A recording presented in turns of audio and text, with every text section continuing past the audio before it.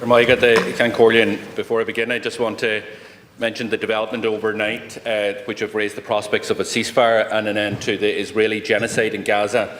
And I hope for a peace that is lasting and one that brings justice and freedom to the Palestinian people. Stampa in a Gael gach liachna dan budget seo a bhí fáilsí de March budget a chréigean daoine a te gobar honera a thuirtífa siad a te ar an wear. Ní léon churann seo a gobhne dún na an méid galtnas na galtnas a móra a rinne tú héin mar thánaiste ó hiú cain income tailí mac léin agus cuirim leanaí iad a líg breiste agad. Tánaiste 48 hours have passed since you introduced your budget, and I hope that the real shock, that the real anger of working people and families is starting to register with you. They've spent the last 2 days shaking their heads in disbelief at what you served up on Tuesday. A budget that abandons workers to look after those at the top. And this budget has been the Gael stamp on every page of it. A budget that shows up for developers, for landlords, for investors, and leaves workers behind. It's like that you sat down before the budget and looked and said to yourself, how many of these election promises that I made, how many do you think I can break in this budget? Because that's what you did. And I want to address some of the broken promises that you yourself made. The first one on income tax.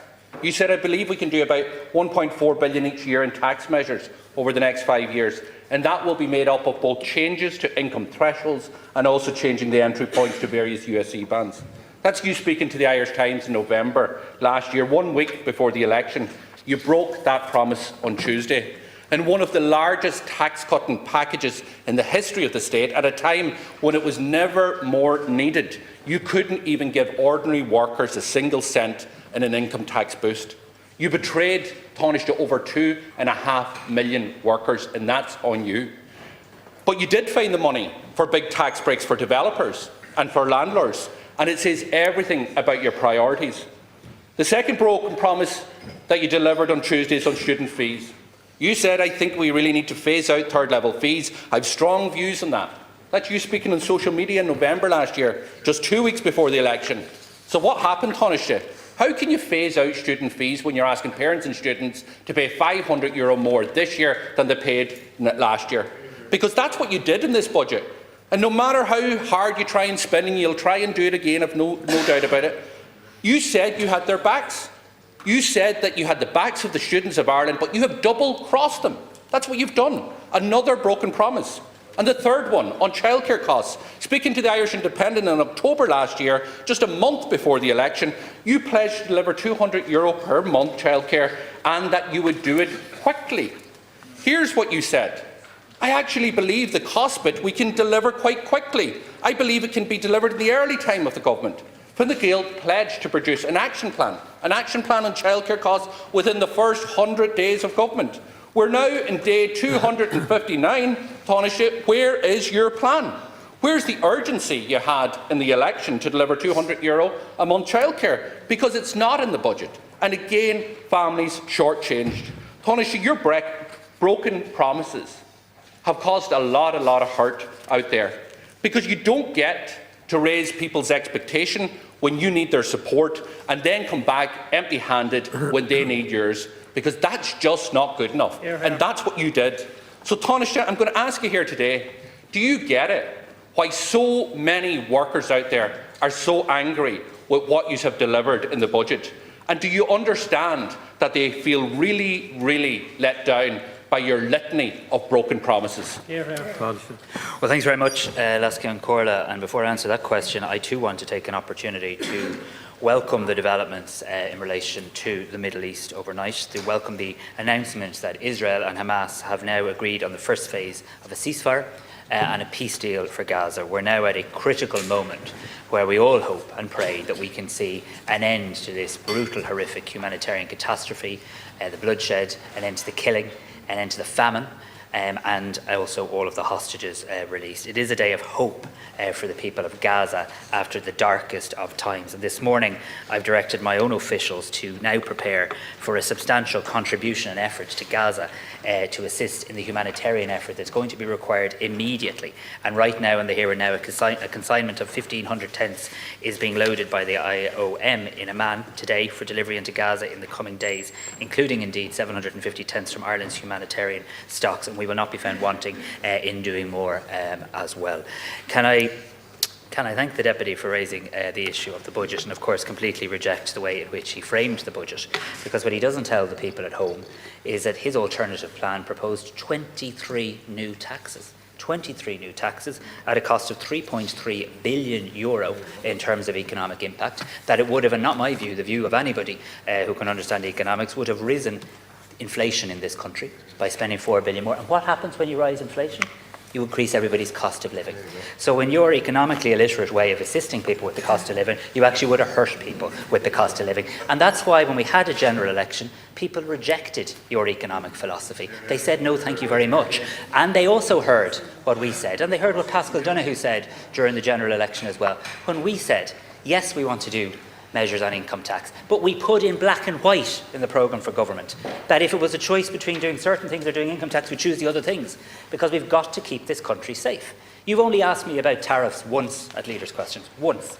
You never want to discuss the economy. You never want to discuss the global headwinds that this country faces. We've got to keep our country safe, and there's people watching in on this programme today, and they remember what it was like when wrong choices were made at budgets. They remember what it was like when too much money was spent. They remember what it's like when people didn't manage the country prudently as well. So what we did in this budget was set out to deliver a 5-year programme for government. And it is a 5-year programme for government. You're conveniently picking up our programme for government, saying, why have you not done everything in 1 year that you said you do in 5? That's not how it works. We need to be a little bit honest here.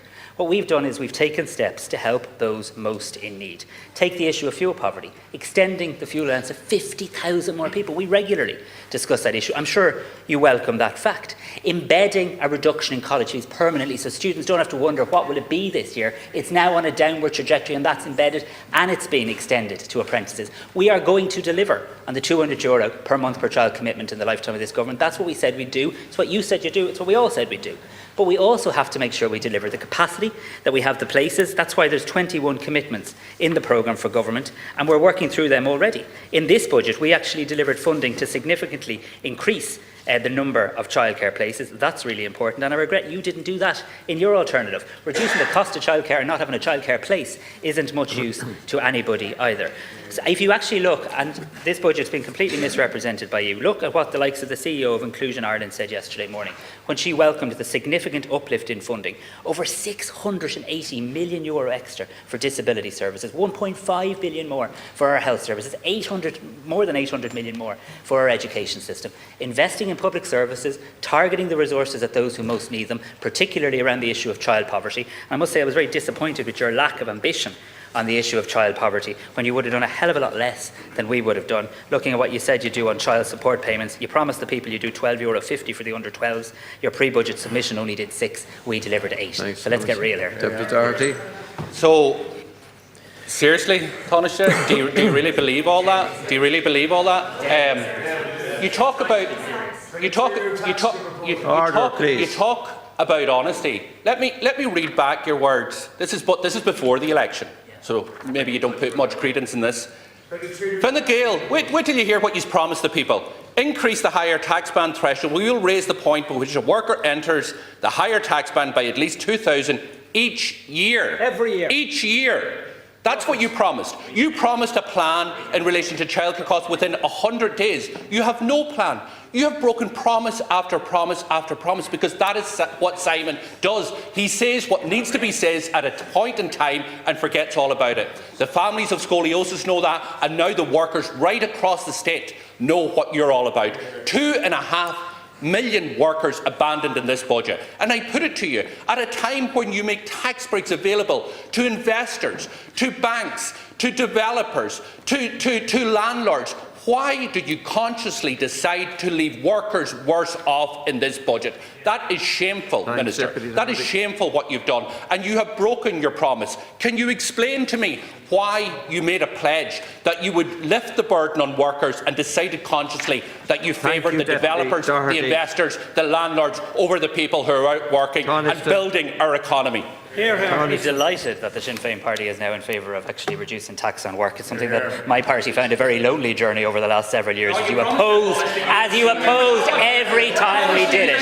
But you might read the programme for government, where it specifically says if it comes to a choice in relation to investment in public services over tax, we know which we will do. Because right around we did, because we believe. Now you want to talk about the town planner. I'm going to use my time if that's okay, Lascian Corla. The town planner. Do you hear the town planner yesterday on Morning Ireland talking about how the measures we've done will actually help build more apartments? You want to build more homes, you spend half your time objecting to them. You say you want to treat housing as an emergency, we treat it as an emergency, using the tax code to stimulate viability.